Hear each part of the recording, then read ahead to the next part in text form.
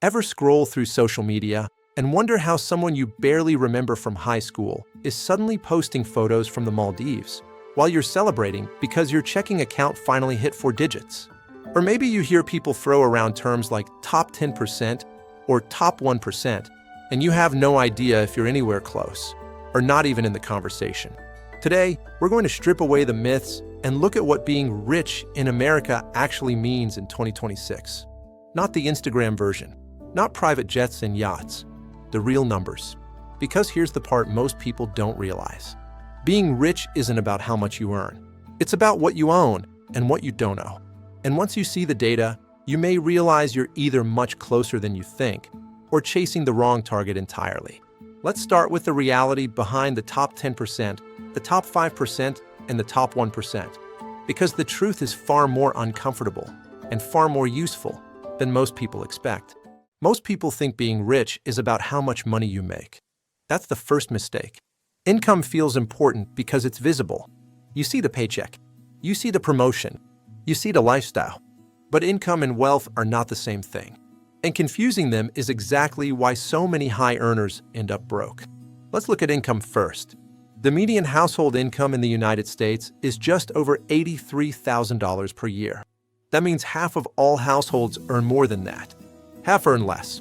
If your household earns more than that number, congratulations, you're already above average. But here's the uncomfortable truth. Earning more than average does not automatically translate into financial security.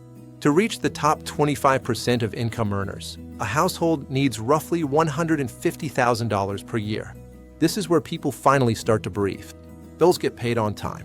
Savings accounts begin to grow. Emergencies stop feeling catastrophic. The top 10% of income earners starts around $250,000 per year. On paper, that sounds rich. But here's what most people don't realize. 2 people earning $125,000 each already qualify. And many households at this level still spend everything they earn. Nice house, nice car, nice vacations, zero wealth. This is where the illusion becomes dangerous. You can earn $250,000 a year and still live paycheck to paycheck. Income buys lifestyle. Wealth buys freedom. And the higher you climb on the income ladder, the easier it becomes to hide financial fragility behind expensive choices. That's why income alone tells you almost nothing about who is actually rich. To understand real wealth, you have to stop looking at paychecks and start looking at net worth. And that's where the numbers become truly revealing. Net worth is where the real story begins. Net worth is simply what you own minus what you owe. Everything you have minus everything you owe. No lifestyle, no salary, just the math. Right now, the median American household has a net worth of roughly $193,000. That means half of all households have less than that. Half have more. If your net worth is above that number, you're already ahead of 50% of the country. Not rich, but ahead. To enter the top 25% by net worth, the threshold jumps to around $659,000. This is where financial stability becomes real. Homes are mostly paid off. Retirement accounts are meaningful. A job loss is stressful, but not catastrophic. Now here's where the curve bends sharply. To reach the top 10%, net worth needs to exceed approximately $1.9 million. This is not just saving more. This is asset accumulation. Multiple investment accounts, real estate exposure, money producing money. The top 5% begins around $3.8 million. At this level, wealth becomes durable. Investments generate significant income. Work becomes optional, not mandatory. And then there's the top 1%. To join that group, net worth must reach roughly $11 to $13 million. That is not just more rich. That is a completely different financial universe. The gap between the top 10% and the top 1% is not incremental. It's exponential. And this is the most important insight most people never see. Each tier requires a different strategy. The habits that get you from 0 to 100,000 will not get you to 1 million. And the strategies that build 1 million will not get you to 10 million. Understanding where you are and what the next tier actually demands is the difference between wishing for wealth and deliberately building it. The numbers matter, but the lifestyle behind those numbers matters even more.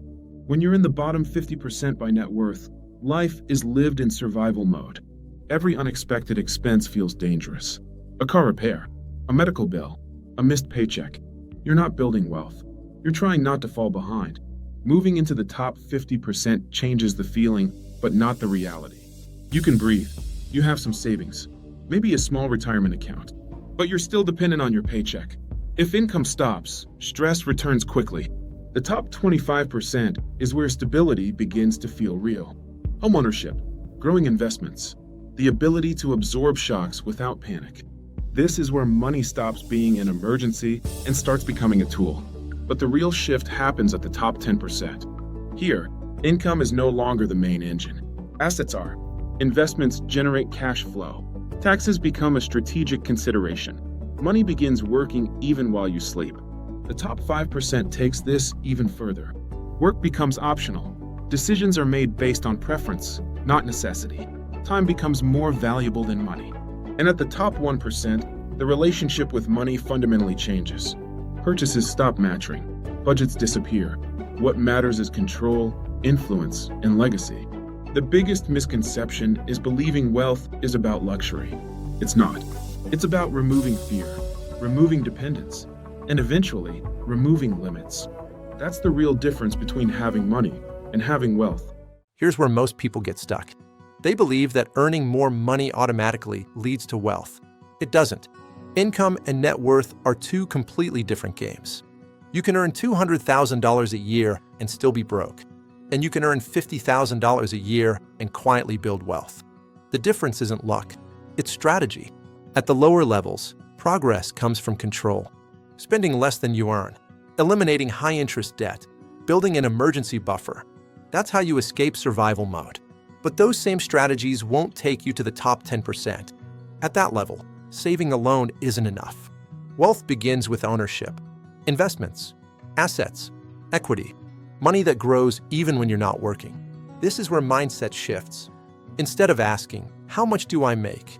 The question becomes, how much do I keep? And how hard does it work for me? The top 10% think in systems. They automate investing. They optimize taxes. They focus on assets that appreciate and generate cash flow. And the top 5%, they don't just invest. They create opportunities. Businesses, real estate, private investments. They stop trading time for money entirely. This is why copying strategies from the wrong level doesn't work. Budgeting advice won't make you wealthy, and high-risk investing won't save someone drowning in debt. Each tier requires a different playbook, and knowing which one applies to you is the fastest way to move up. Here's the part most people never realize. The higher you go, the less wealth looks like what you imagined. At lower levels, money is emotional. It represents safety, relief, survival. Every purchase feels heavy. Every expense feels risky. As income rises, money becomes symbolic. Cars, homes, vacations, status. This is where most people get trapped. They upgrade their lifestyle faster than their net worth. They look rich, but they're still fragile. True wealth feels different. At higher levels, money becomes quiet. No urgency, no stress, no need to impress. The truly wealthy don't chase upgrades. They chase durability, assets that survive downturns, cash flow that doesn't depend on effort, structures that protect wealth across decades. This is why lifestyle inflation is the silent killer of financial progress. Every raise becomes a bigger house, a nicer car, a more expensive version of the same life. But net worth barely moves. Meanwhile, someone earning less, but investing consistently, slowly separates from the crowd. The psychological shift is this: stop asking, what can I afford now? Start asking, what does this cost me long term?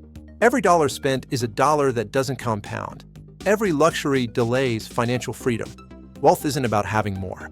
It's about needing less and letting time do the work. So how much money do you really need to be rich in 2026? The honest answer is this: less than social media tells you, more than most people prepare for. Being rich isn't a number. It's a position. It's the moment your life stops being dictated by your next paycheck. When setbacks don't threaten your stability. When time becomes more valuable than money. For some, that happens in the top 10%. For others, not until the top 5%. And for a very small group, the top 1%. But the biggest mistake people make is chasing the label instead of the structure. Income fades. Assets compound. The people who win aren't the ones who earn the most. They're the ones who build systems that grow while they sleep. And here's the uncomfortable truth. Most people won't reach the next tier, not because they can't, but because they never change how they think about money. They optimize spending instead of ownership, comfort instead of leverage, appearance instead of durability. But once you understand where you stand, what the next level actually requires, and how wealth truly compounds, the path becomes clearer. Not easy, not fast, but clear. If this helped you see the game differently, subscribe. We break down money, markets, and wealth without hype. And if you want to understand how the next decade will reshape who wins financially, watch the next video on your screen. Because the rules are changing, and the people who adapt early don't just survive. They pull ahead.